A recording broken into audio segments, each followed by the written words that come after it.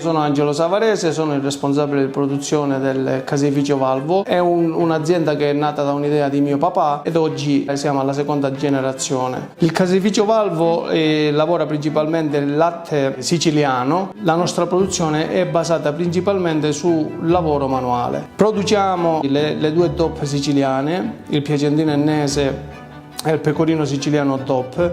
Sono dei formaggi prodotti al latte crudo e vengono utilizzate ancora attrezzature storiche. Per quanto riguarda la stagionatura dei nostri formaggi, ancora oggi effettuiamo la salatura dei prodotti a mano e con il sale a secco. Produciamo anche la ricotta fresca, salata ed infornata, tutti i classici primi sali, bianchi o speziati o farciti, e produciamo anche gli stagionati.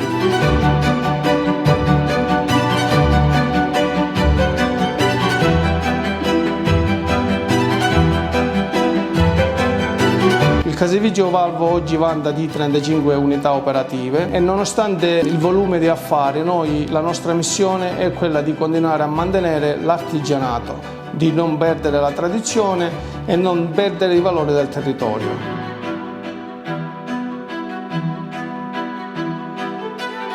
Una volta uscito dal pastorizzatore, il latte viene portato nelle polivalenti. Una volta effettuata la coagulazione del latte, viene effettuata la rottura del coagulo e viene fatta la sineresi, la separazione della cagliata dal siero. Viene scaricato in dei cassoni dove nel cassone rimane la cagliata e il siero invece attraverso delle pompe viene portato nei doppiofondi per la preparazione della ricotta. La cagliata viene messa nei canestri, così diventerà formaggio.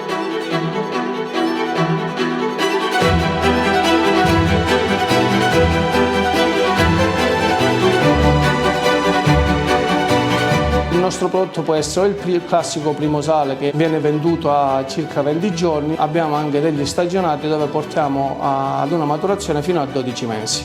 Per garantire un miglior servizio a tutti i nostri clienti produciamo anche la pasta filata, il treccione, la provola del casale, la scamorza.